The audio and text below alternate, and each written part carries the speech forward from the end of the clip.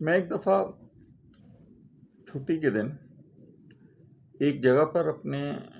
بال کٹوانے گیا جہاں سے میں برسوں سے کٹوا رہا تھا، اور جو ہیئر ڈریسر تھے، نائی تھے، ان کا بیٹا جو تھا وہ اس دن اس دکان پہ موجود تھا۔ بال کٹانا شروع کیے میں نے نوٹ کیا کہ وہ بچہ بہت زیادہ پریشان ہے اور اپنے باپ کے کام کو چھوٹا کام سمجھتا ہے، اور وہ مجھے بتاتا رہا کہ میں کس طرح سے باہر جانے کی کوشش کر رہا ہوں اور اس کام سے خوش نہیں ہوں، اور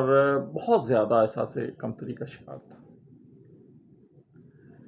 میں نے اس سے باتوں باتوں میں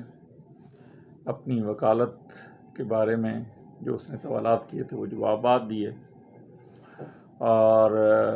اسے کہا کہ اگر میں تمہاری جگہ ہوتا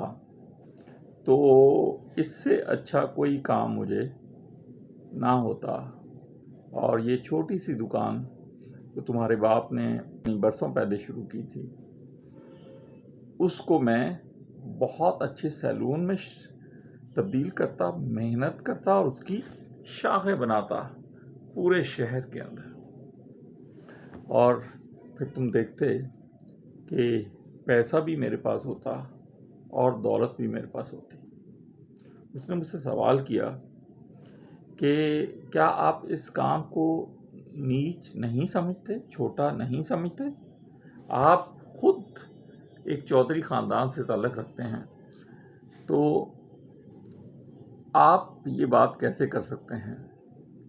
کہ آپ اس کام میں اگر ہوتے تو بہت عزت بھی کماتے اور بہت پیسے بھی کماتے؟ میں نے اسے بتایا کہ بیٹا، پروفیشن کوئی بھی ہو، آپ کا جو خاندانی پیشہ ہوتا ہے اس کے اندر پارٹیسپیٹ کرنے کا اور زیادہ انرجیٹک ہونے کا آپ میں زیادہ رجحان ہوتا ہے، اور اللہ نے آپ میں زیادہ رجحان رکھا ہوتا ہے کہ آپ اس میں محنت کریں بنسبت ایک ایسے کام کے جسے دوبارہ سے شروع کیا جائے۔ آپ کے باپ نے شروع کیا، اس نے 20-25 سال یہاں لگائے، اور آپ نے اپنے باپ کو یہ کام کرتے دیکھا۔ اب اگر آپ اس کام میں محنت کریں گے تو آپ بہت زیادہ گروتھ کریں گے۔ میں آ گیا اور بہت عرصے بعد مجھے کسی نے بتایا کہ فلاں جو ہیئر کٹر تھا اس کا بیٹا جو ہے اس نے 5-6 شاخیں بنائی ہیں اور بڑا اچھا نام رکھا ہے، اور بہت اچھی گاڑی لی ہے، گھر چینج کیا۔ مجھے اچھا لگا۔ میں آپ سب نوجوانوں سے مخاطب ہوں کہ محنت کریں، کوئی کام چھوٹا یا بڑا نہیں ہوتا۔